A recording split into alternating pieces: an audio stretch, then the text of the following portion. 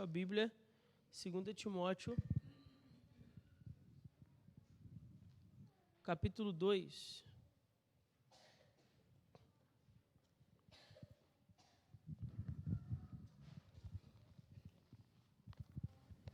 Segunda 2 Timóteo, capítulo 1, a partir do verso 13. 2 Timóteo 1, do 13 ao 18, que nós vamos ler. Amém? Todos já encontraram? 2 Timóteo, capítulo 1, a partir do verso 13. Amém? Diz assim: preserva o modelo das sãs palavras que de mim ouviste na fé e no amor que estão em Cristo Jesus. Guarda o bom tesouro com o auxílio do Espírito Santo que habita em vós. Bem sabes que todos os que estão na Ásia me abandonaram, entre eles Fígelo e Hermógenes. O Senhor conceda misericórdia à casa de Onesíforo, porque muitas vezes ele me trouxe ânimo e não se envergonhou de eu estar na prisão. Pelo contrário, quando chegou a Roma, procurou-me com persistência e me encontrou. O Senhor lhe conceda que naquele dia obtenha misericórdia diante do Senhor, e bem sabes quantos serviços ele me prestou em Éfeso. Mantenha a sua Bíblia aberta, vamos orar. Pai, obrigado, Senhor, pela tua palavra. Obrigado, Senhor, por esse momento de cânticos que nós tivemos aqui, Senhor, onde declaramos verdades espirituais tão profundas, Senhor. Pedimos que no nome de Jesus, o Senhor, de fato, rasgue os céus e desça sobre nós. E pedimos que no nome de Jesus, o Senhor também rasgue os nossos corações, para que a tua palavra possa penetrar em nós, Senhor, e produzir em nós transformação. Pedimos, ó Deus, que o Senhor ilumine a nossa mente, a compreensão da tua palavra, e que nosso coração esteja sensível, receptível à tua voz. Nós oramos assim, com perdão dos nossos pecados, em nome de Jesus. Amém. Os irmãos podem se assentar.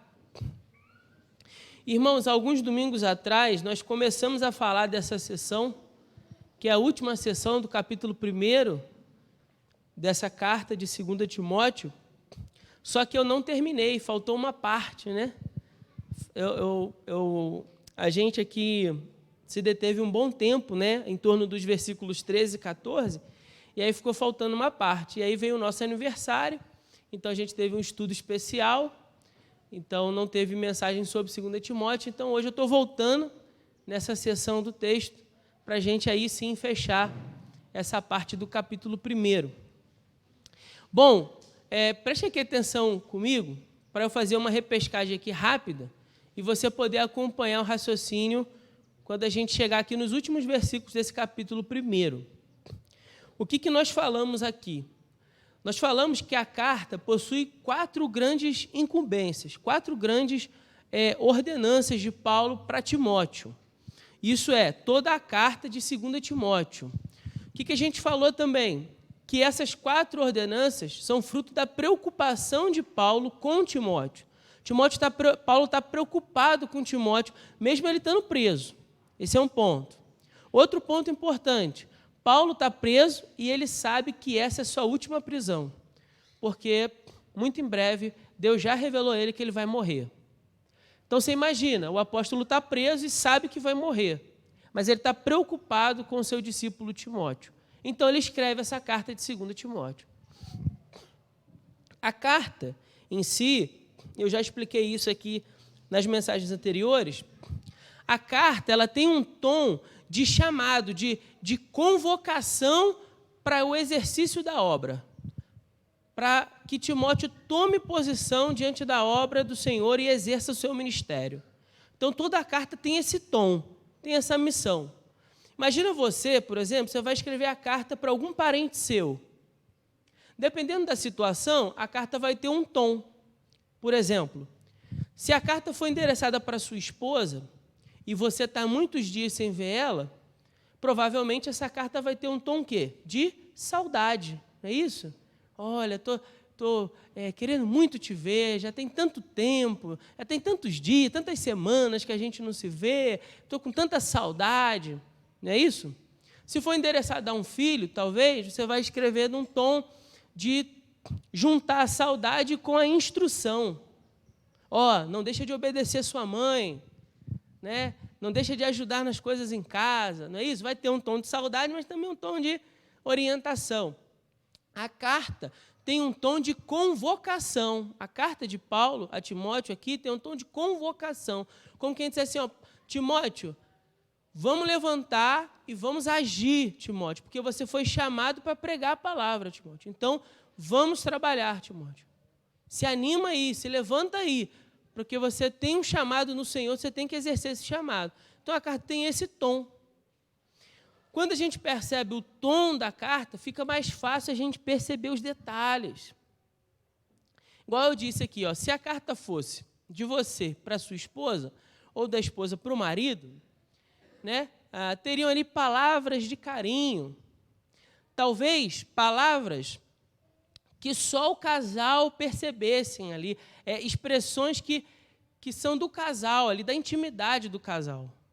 Outra pessoa lendo talvez não entendesse muito bem, mas o marido e a mulher entenderiam o que foi que quis dizer, né? Porque faz parte ali da intimidade daqueles dois.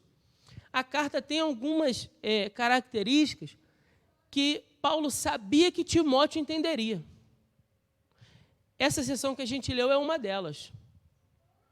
Paulo escreve essas palavras, mas ele sabe que Timóteo vai reconhecer. Por exemplo, Timóteo, você já aprendeu isso aqui, é o pastor da igreja de Éfeso. Paulo ficou lá durante 3 anos, né? O pastor Alain, aqui no culto da manhã, domingo passado, fez uma exposição, né, da linha do tempo, ficou muito legal. A gente teve uma ideia da linha do tempo da igreja de Éfeso. Então, depois que Paulo fica, os 3 anos, os próximos anos daquela igreja vão ser ali conduzidos, né, por Timóteo. Timóteo vai dar sequência ao trabalho. E nessa sequência ao trabalho, Timóteo também vai escolher líderes, que são os diáconos da igreja. Né?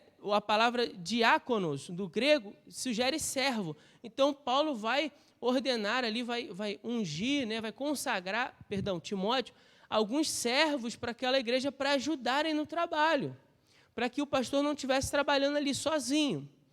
Dentro dessas pessoas, o que tudo indica é que Onesíforo era uma dessas pessoas, um desses servos que prestavam auxílio na igreja de Éfeso.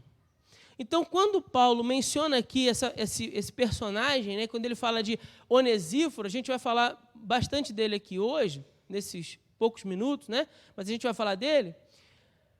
Paulo, então, está mencionando esse homem que prestava serviços à igreja de Éfeso. Então, Timóteo sabia quem era. Paulo estava falando de alguém que ele não menciona esse nome ao acaso. Ele menciona um nome que ele sabe que Timóteo, que está lá, vai reconhecer. Eu sei quem é Onesíforo, eu conheço esse irmão, conheço a família desse irmão. Esse irmão é bênção aqui no nosso meio. É isso que ele quer dizer, por exemplo, quando ele fala assim, veja aí na sua Bíblia, acompanha, por favor, o final do versículo 18, tem a expressão que diz assim, e bem sabeis quantos serviços ele me prestou em Éfeso. Está vendo? E bem sabeis. Então, Timóteo, você sabe que esse irmão aí é bênção no meio da igreja. Esse irmão me prestou muito serviço. Esse irmão me ajudou quando eu estive aí. Tá certo? Paulo está referindo o quê? Aqueles 3 anos que ele passa junto à igreja de Éfeso, ajudando ali na igreja. Está falando, lembra? Esse irmão aí, você sabe bem a história. Esse irmão me ajudou muito quando eu estive à frente da igreja aí. Bom, eu quero falar um pouco dele, que foi a parte que faltou para nós. O que a gente construiu até aqui? A gente entendeu juntos que o capítulo 1, Paulo fala sobre 3 elementos essenciais para um cristão cumprir o ministério. Então, todo cristão foi chamado por Deus para pregar as boas novas. Amém ou não? Amém? Todo cristão foi chamado por Deus para pregar as boas novas. Esse é o nosso chamado universal. universal. Como assim, pastor? Eu estou dizendo aqui do chamado que todos nós temos em Cristo. Não tem como você dizer, mas eu não sei qual é o meu chamado. Não, existe o chamado universal. O chamado universal é que todos nós devemos pregar o Evangelho de Jesus. Isso é um chamado para todos os crentes. É claro que no seio da igreja a gente tem chamados muitas vezes específicos. Você vai ser aquela pessoa que vai ajudar na música, ou você vai ser aquela pessoa que vai ajudar na escola bíblica, ou você vai ser aquela pessoa que vai ajudar na recepção, ou vai ajudar na pregação, ou vai ajudar no equipamento de som. Enfim, aquelas funções que a gente exerce no corpo para o bom funcionamento da obra, certo? Esses são chamados específicos. Mas o chamado a que eu me refiro é o chamado universal. Não tem esse negócio de, eu não sei qual é o meu chamado. Não. Em Jesus você foi chamado para pregar o Evangelho. Se você está cumprindo ou não, aí é outra história. Mas você foi chamado para pregar o Evangelho em Jesus. Dito isso, Paulo vai falar sobre entusiasmo revestido de poder do Espírito.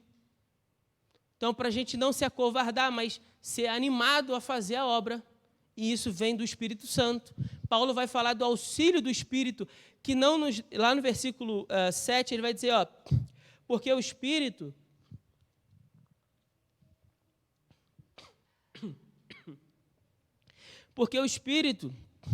não nos deu um espírito de covardia, porque Deus não nos deu um espírito de covardia, mas de poder, de amor e de moderação.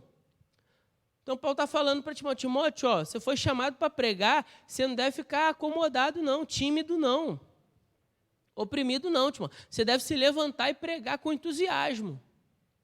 Depois ele fala sobre o sofrimento de maneira honrada. Lá no versículo 12 ele falou assim, porque por essa razão sofro também essas coisas, mas eu não me envergonho.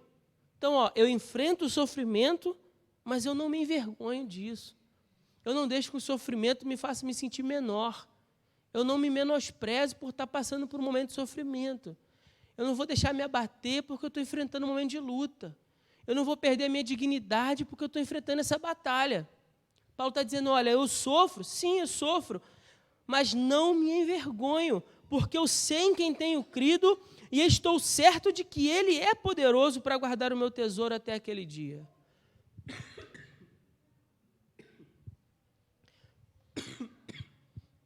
Desculpe, irmãos, eu estou com muita tosse. Passou o aniversário da igreja e eu caí resfriado. Estou melhorando o resfriado, mas ainda estou com muita tosse. Mas esse foi o segundo elemento que nós vimos desse capítulo. Paulo fala de um sofrimento, mas é de um sofrimento de maneira honrada, porque é aquele sofrimento que a pessoa enfrenta, mas ela sabe que está sofrendo, mas Cristo está no controle de todas as coisas, Deus está guardando o seu bom tesouro até aquele grande dia. Então ela não se abate, ela não desiste de tudo, ela não se faz menor do que as outras pessoas, porque ela sabe que até naquele sofrimento Deus tem propósito. Olha como é que esses elementos são importantes para a vida do cristão. Entusiasmo revestido de poder, sofrimento de maneira honrada. E o último elemento que ele menciona no capítulo 1 é esse elemento da lealdade espiritual. Então veja só, ele falou de entusiasmo. O crente tem que ter um entusiasmo revestido de poder, porque senão ele desanima, senão ele fica fraco, senão ele fica tímido, senão ele deixa de fazer a obra. Ele tem que enfrentar o sofrimento com o auxílio do Espírito de maneira honrada, porque senão ele se abate também, ele se deixa vencer pelas lutas, né? Porque não é porque a gente virou crente que a gente deixou de passar por lutas, falei disso aqui. E ele precisa caminhar no Evangelho de maneira leal, com lealdade espiritual. E aí, lealdade a quê? Paulo menciona duas formas de lealdade aqui. A primeira delas é lealdade à palavra. O crente deve ser leal à palavra de Deus. Ele menciona isso no verso 13 e 14. Olha só. Preserva o modelo das sãs palavras que de mim ouviste, na fé e no amor que estão em Cristo. Guarda o bom tesouro com o auxílio do Espírito Santo que habita em nós. guarda o bom tesouro. Duas coisas aqui muito importantes que eu tenho que resgatar, mas eu já falei aqui, mas eu vou resgatar para você lembrar aí e guardar isso na memória. Duas coisas aqui nesse versículo. Primeiro, você recebeu um bom tesouro quando você recebeu o Evangelho. Você compreende isso? Não, que pena que eu só escutei um amém. Misericórdia. Você compreende, irmão, que você recebeu um bom tesouro? Você está na dúvida? É só você pensar como é que era a sua vida antes, como é que é a sua vida agora que você recebeu o Evangelho. Aí você percebe o valor de ter ouvido essas palavras. Quando a gente enxerga a vida que nós vivíamos e o quanto essa palavra transformou a nossa vida, você fala assim, nossa, quando alguém falou para mim do Evangelho, me deu um tesouro, me deu um presente. Isso mudou minha vida. Aí você passa a valorizar aquele momento tão especial. Ele passa a ser um tesouro. E essa palavra passa a ser um tesouro. Quando você percebe que nessa palavra não são apenas palavras, mas são palavras de Deus. Quando você percebe que a Bíblia são palavras de Deus e que essas palavras de Deus trazem as respostas que a tua alma precisa, trazem o refrigério e a satisfação que a tua alma anseia, então você percebe, aqui é um tesouro. Você vai querer ler a Bíblia. Sabe por que muitos de nós andam de maneira desleal à palavra? Como assim desleal à palavra? Sem ler, ignorando a palavra, desprezando a palavra. Sabe por quê? Porque você ainda não percebeu que a palavra é um tesouro. É isso. Você precisa perceber que a palavra é um tesouro.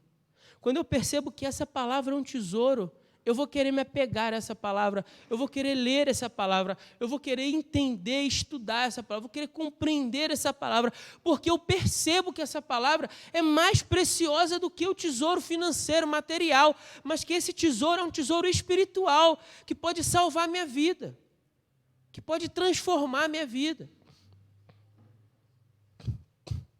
pode transformar a minha família, pode transformar a minha história. Mas eu preciso me manter leal a essa palavra. Porque pelo meio do caminho, e Paulo vai estar mostrando isso para Timóteo, ao longo da carta, Timóteo vai falar no início dos versículos do capítulo 4, acompanhe aí, por favor. No início do capítulo 4, Paulo vai falar o seguinte, ele diz assim, ó, te exorto diante de Deus, de Cristo Jesus, que há de julgar os vivos e os mortos pela sua vinda e pelo seu reino. Prega a palavra, insiste a tempo e a fora de tempo, aconselha, repreende e exorta com toda paciência e ensino, porque chegará o tempo em que não suportarão o quê? Ou em outras palavras, o bom tesouro. Não vão suportar o bom tesouro. E o que essas pessoas vão fazer? Ele fala, mas desejando muito ouvir o quê? Coisas agradáveis. Só aquilo que vai ao encontro do que eu desejo ouvir. Só aquela palavra para massagear o meu ego, para me fazer me sentir bem. Então eu venho para a igreja porque aqui eu escuto palavras que me fazem me sentir bem, pastor. Não, você deve vir à igreja desde que essa igreja pregue a palavra. Você se sentir bem é uma segunda coisa, uma terceira coisa, uma quarta coisa. Mas o que deve conduzir você a participar ou não de uma igreja deve ser o quanto esta igreja é fiel à palavra. Porque há momentos, irmãos, onde eu saio do culto e a palavra me foi confrontativa. Aonde a palavra me confrontou, onde a palavra me fez questionar aquilo que eu tenho vivido, a maneira como eu tenho vivido, o meu modo de vida. Onde a palavra ela fez estremecer dentro de mim ideias que eu tinha como verdade absoluta. Há momentos em que a pregação do Evangelho faz isso conosco. Aí, se eu sou uma dessas pessoas que vem à igreja, como diz aqui, ó, apenas para ouvir coisas agradáveis, né? Eu não volto mais e digo assim, Deus não falou comigo hoje. Mas muitas vezes eu preciso disso, chegar à igreja e que a palavra possa me confrontar, e como ele diz aqui, ó, aconselhar, repreender, exortar pelo quê? Pela pregação da palavra, pela fidelidade à palavra. Paulo está dizendo que vai chegar um momento em que as pessoas não vão querer ouvir isso. Então, por isso que ele está dizendo para Timóteo lá no início, Timóteo, você tem que ser leal à palavra, Timóteo. Você tem que se manter fiel à palavra, Timóteo, guardando esse bom tesouro. Agora, eu consigo fazer isso sozinho? Eu consigo guardar esse bom tesouro sozinho? O que você acha? Não dá. Por isso que ele vai dizer assim, ó, com o auxílio do Espírito Santo. Essa parte aqui do texto é muito, muito especial. Porque quando estava estudando essa parte aqui do texto, eu cheguei a uma conclusão. Eu não tinha percebido isso antes. A gente lê o texto várias e várias vezes e não consegue enxergar um negócio. Aí, de repente, você lê e, pum, cai um tijolo na sua cabeça. Você percebe uma coisa que você não tinha visto antes. O quê, pastor, que você percebeu? É que em todos os elementos ele falou do auxílio do Espírito Santo. Quando ele falou do entusiasmo, ele fala, porque Deus não nos deu um espírito de covardia, mas um espírito de poder. Ou seja, o Espírito Santo para produzir esse entusiasmo. Aí ele falou do sofrimento. Quando ele falou do sofrimento, ele fala assim, olha, lá no versículo 8, participa comigo dos sofrimentos do Evangelho, segundo o quê? Final do versículo 8. Participa comigo dos sofrimentos do Evangelho, segundo o poder de Deus. O que é o poder de Deus? O Espírito Santo. Porque como é que eu consigo enfrentar os sofrimentos dessa vida, irmão? Só pela minha força? Porque eu sou bonzão, sou fortão e sei de tudo, aí por isso que eu consigo, vencer todos os obstáculos? É por isso? Não é, não consigo, irmão. Eu preciso de quê? Do auxílio do Espírito. Então eu enfrento o sofrimento de maneira honrada com o auxílio do Espírito. Aí eu preciso ser leal à palavra e ser leal àqueles que servem a Deus junto comigo. Como é que eu vou fazer isso? Com o auxílio do Espírito. Então, o tempo inteiro, Paulo está dizendo elementos que Timóteo precisa, mas também está dizendo para ele qual é o caminho para se ter isso. Entusiasmo revestido de poder, você precisa do Espírito. Para enfrentar os sofrimentos dessa caminhada cristã, Timóteo, você precisa do auxílio do Espírito. Para se manter fiel aos princípios da palavra de Deus, Timóteo, você precisa do quê? Do auxílio do Espírito. Nós precisamos do Espírito. Nós precisamos do auxílio do Espírito. Se você sair daqui nessa manhã com isso em mente, eu já vou ficar muito feliz. Se você sair daqui hoje entendendo que para ser um crente com entusiasmo, que para ser um crente que enfrenta os sofrimentos sem perder a dignidade, para ser um crente que é leal à palavra e leal aos que servem a Deus junto com você, você precisa buscar o auxílio do Espírito, eu já cumpri a missão nesse capítulo 1. Vou ficar muito feliz, porque é isso que ele está falando para nós. Mas tem mais uma coisa que eu quero compartilhar com os irmãos. Quando eu estava explicando esse texto, há um tempo atrás, eu disse uma coisa errada, eu preciso me corrigir. Eu estava explicando sobre Onesíforo ter animado Paulo. E aí eu falei sobre a palavra ânimo.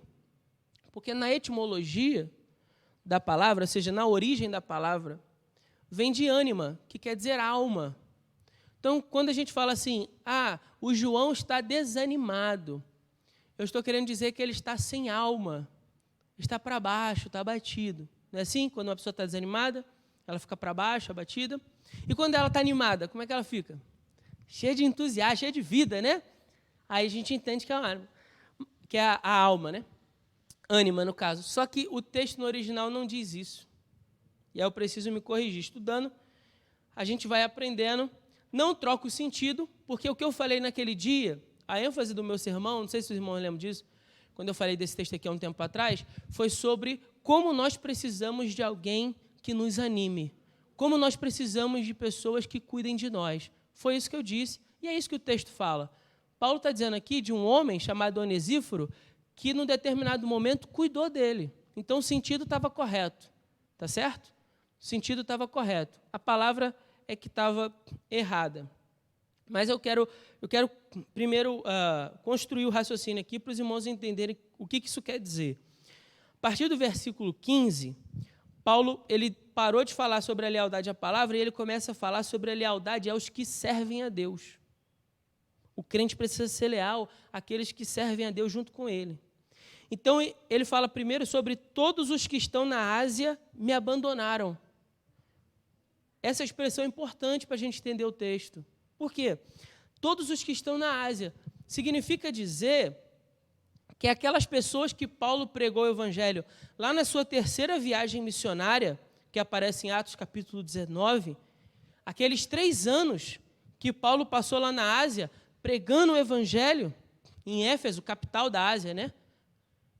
Paulo estava ali na capital, pregando o evangelho, aqueles 3 anos, aquelas pessoas abandonaram o apóstolo. Abandonaram. Elas tinham se envergonhado do apóstolo. Elas não queriam ser vistas, associadas ao apóstolo. Por isso que ele fala, olha, todos os que estão na Ásia me abandonaram. Imagina você, irmãos, dá uma paradinha aqui, abre um parêntese. Você investe 3 anos na vida de alguém e essa pessoa te abandona. Você investe 4 anos, 5 anos, 10 anos e essa pessoa te abandona. Te deixa na mão. Lealdade espiritual. Aqueles crentes da Ásia não estavam tendo com Paulo. Deixaram ele lá na prisão. Ninguém foi ver ele, a não ser Onesíforo. Tudo nesse texto colabora. Ele diz assim, mas em contrapartida, verso 16, o Senhor conceda misericórdia à casa de Onesíforo. Paulo não reclamou do abandono. Paulo mencionou o abandono, mas ele não reclamou. Ele menciona, me abandonaram. O Senhor conceda misericórdia à casa de Onesíforo, porque muitas vezes ele me trouxe ânimo e não se envergonhou de eu estar na prisão.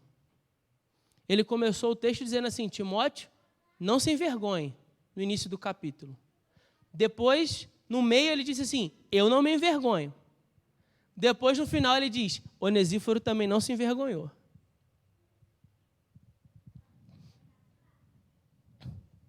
Houve um homem, então, que Paulo aqui menciona, esse Onesíforo, que foi até Roma para ajudá-lo. E aqui está o segredo do bom tesouro, guardar o bom tesouro, auxílio do Espírito. Pessoas me abandonaram, mas teve um homem que não me abandonou. Qual o segredo? O próprio nome dele. A palavra Onesíforo significa aquele que dá lucro. Olha que interessante. Se você não pegou o raciocínio, você não estava prestando atenção, olha aqui que eu vou repetir. Preste bem atenção. Paulo estava dizendo para Timóteo guardar o bom tesouro. Certo? Esse era o investimento que ele tinha recebido, o tesouro. A ideia aqui é de investimento mesmo. Aí depois ele fala de pessoas que não guardaram um bom tesouro, porque não foram leais, foram embora, abandonaram. Mas aí então ele fala de uma outra pessoa que guardou o bom tesouro. Por coincidência, ou melhor, por Jesuscidência, o nome desse homem é quê? Que dá lucro. Percebe? Olha, tem pessoas na caminhada cristã, Timóteo, que você vai investir e elas vão embora. Elas não vão guardar o bom tesouro. Elas vão abandonar esse investimento. Você deve guardar, mas tem gente que vai abandonar. Mas quando ele fala de Onesíforo, ele dá um alívio também para o pastor Timóteo que está ouvindo essa palavra, que vai dizer assim, mas tem gente que dá lucro. Tem gente que não só guarda, como dá lucro. Você investe e dá retorno. Tem gente que na caminhada cristã você vai investir na vida dessas pessoas, compartilhando com elas o bom tesouro e elas darão lucro.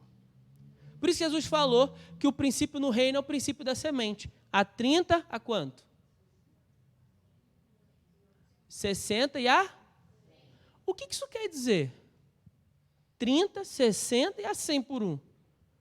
O homem foi lá, investiu uma semente, não é isso?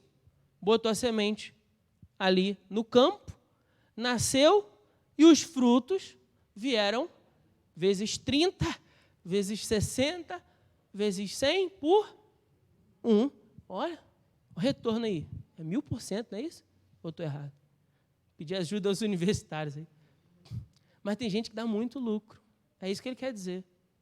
Que a gente vai investir na vida dessa pessoa e ela vai dar lucro no reino de Deus. Onesíforo foi alguém que trouxe lucro para Paulo. Porque, olha só, irmãos, ele fala de muitos serviços que Onesíforo prestou a ele. Muitos serviços. Eu tenho que correr um pouco aqui, o tempo é curto. Mas ele fala de muitos serviços que Onesíforo prestou. Primeiro, indo até Roma. Imagina a dificuldade daquela viagem naquele tempo, irmão. Ladrões, assaltantes, perigos de todo tipo para viajar naquele tempo. Onesíforo poderia ter morrido nessa viagem. Tanto é que ele procura e ele não encontra Paulo no primeiro momento, mas ele insiste para encontrar. Olha só, Onesíforo está arriscando a reputação, porque ninguém quer ser visto como apóstolo, não é? Mas ele vai lá, ele não liga para isso. Onesíforo não está preocupado com a própria reputação. Tem gente que é assim. Tem gente que vai preferir arriscar a reputação para ficar do teu lado na caminhada cristã, e tem gente que vai preferir não ser mal visto e te abandonar. Caminhada cristã tem isso. Agora, tem gente que vai enfrentar o fato de ser mal visto. As pessoas podem falar mal, mas eu sei que eu estou sendo leal à palavra de Deus e ao servo de Deus, então eu vou permanecer do lado. E vai pagar o preço para permanecer do lado. Onesíforo era esse tipo de gente. Onesíforo, mas vou falar mal de você na igreja em Éfeso. Eu não ligo, não me importo. Pode falar mal aí. Eu sei que eu tenho que ir lá e cuidar do apóstolo Paulo, eu vou lá e vou cuidar dele. Aí ele vai. Arriscando a vida também. Deixando a família, porque ele era um homem de família. Paulo fala que ele tinha uma família, mas para fazer essa viagem ele deixa a família e vai até Roma. Então ele arrisca a reputação, ele arrisca a vida, ele deixa a sua família para poder servir a igreja. Esse homem dá lucro. Esse homem dá lucro. Onesíforo podia ter inventado algumas desculpas. Eu listei aqui algumas das desculpas mais comuns que eu escuto hoje em dia. Quando a gente quer dar uma desculpa, né, no lugar de tomar uma posição e ser bênção na igreja, a gente fica inventando histórias, né? A gente não. Todos aqui, ninguém aqui inventa histórias, não. Outras pessoas lá fora, tá bom? Para você não se ofender. Mas aquelas desculpas mais comuns são: pastor, imagina Onesíforo falando isso para Timóteo. Timóteo falou assim, Paulo está preso. Onesíforo falou assim, eu vou lá. Arrisco a minha reputação, a minha vida, mas eu vou lá. Eu vou ser leal. Mas se fosse hoje em dia, tá bom? Hoje em dia. Pastor, mas Roma é muito longe. Eu estou sem carro, pastor. Como é que eu vou? Não é assim? A igreja é muito longe, eu estou sem carro, pastor. Se fosse hoje, Timóteo poderia dizer, pega um Uber. Ou não? Pega um Uber. Não é isso? Sabe aquele dinheiro que você ia dar de oferta? Então, é para Deus. Pega um Uber aí com aquele dinheiro e vai para a igreja, porque antes a sua presença lá. Amém? Dá para fazer? Sim? Dá, claro que dá. Pastor, está chovendo muito e eu vou a pé. Timóteo poderia dizer hoje, pega um Uber. Você vai a pé, está chovendo, mas chama um Uber aí, vai parar na porta da sua casa e vai te deixar na porta da igreja. Você não precisa pegar a chuva, né? Pastor, sabe o que é? É que eu trabalhei muito essa semana, pastor. Por isso que eu não posso ir para Roma ver o apóstolo. Quantos dos irmãos aqui trabalharam muito essa semana? Aí, olha aí, quantos? Você trabalhou muito essa semana, está aqui, não está? Graças a Deus por isso. Amém? A gente entende, né, que na presença de Deus é o melhor lugar para você descansar. Né? Por isso que Jesus falou assim, vinde a mim, todos estáis cansados e sobrecarregados. É o melhor lugar para a gente descansar, é na presença de Deus. Pastor, mas é que eu trabalho e estudo. Por isso que eu não posso ir para Roma. Essa aqui eu também escuto muito. Mas quantos irmãos aí também trabalham e estudam? Eu estou tentando tirar outra licenciatura. Está um sacrifício enorme. Eu até agora não assisti nenhuma aula, mas eu estou lá inscrito. No nome de Jesus vai sair. Mas a gente trabalha e estuda, e está aqui. Pastor, é que eu tenho família, sabe como é? Tenho esposa, tenho esposo, tenho filhos, tenho a casa para cuidar, tenho uma família para cuidar, são muitos afazeres. Eu vou nem perguntar, né? Mas muitos irmãos aqui têm família, gente para cuidar, e mesmo assim está aqui. né? Aí você veio para a igreja, a casa estava até por limpar, você sabe que precisa dar um lugar na casa, assim, não, à tarde eu limpo, à tarde eu mexo na casa, porque agora de manhã eu vou lá, eu vou ouvir a palavra, eu vou adorar a Deus. Isso é lealdade espiritual. Mas, enfim, irmãos, muitas desculpas. Onesíforo não optou por nenhuma delas. Não optou por elas. Porque quando o reino de Deus é prioridade na vida de alguém, guarde isso, atenção, quando o reino de Deus é prioridade na vida de alguém, o seu desejo é servir, o seu desejo é ser útil, o seu desejo é abençoar pessoas, o seu desejo é ajudar a vida de alguém.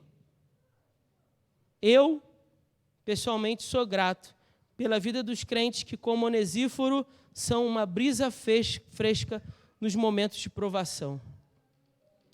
Por pessoas que estão mais preocupadas em ser uma bênção do que receber uma bênção. Ser uma resposta de oração na vida de alguém. Eu já estou terminando, já estou acabando. Eu vou encerrar a mensagem, mas guarda isso aqui, por favor. A igreja, gente leal, espiritualmente falando, é gente que está mais interessada em ser a resposta de oração de alguém do que em ter suas orações respondidas.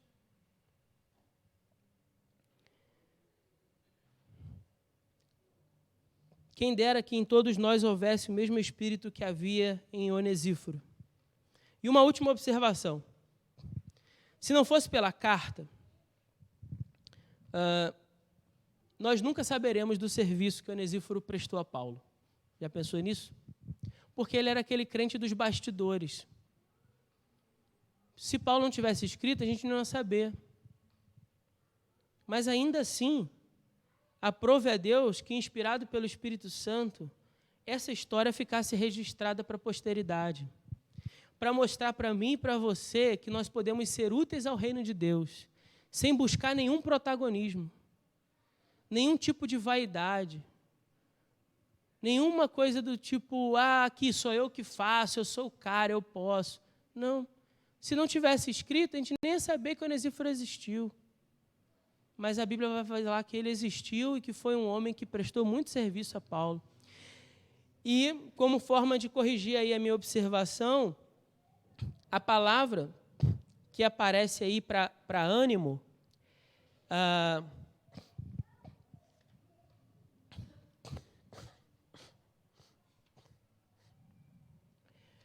eu anotei aqui, para não errar.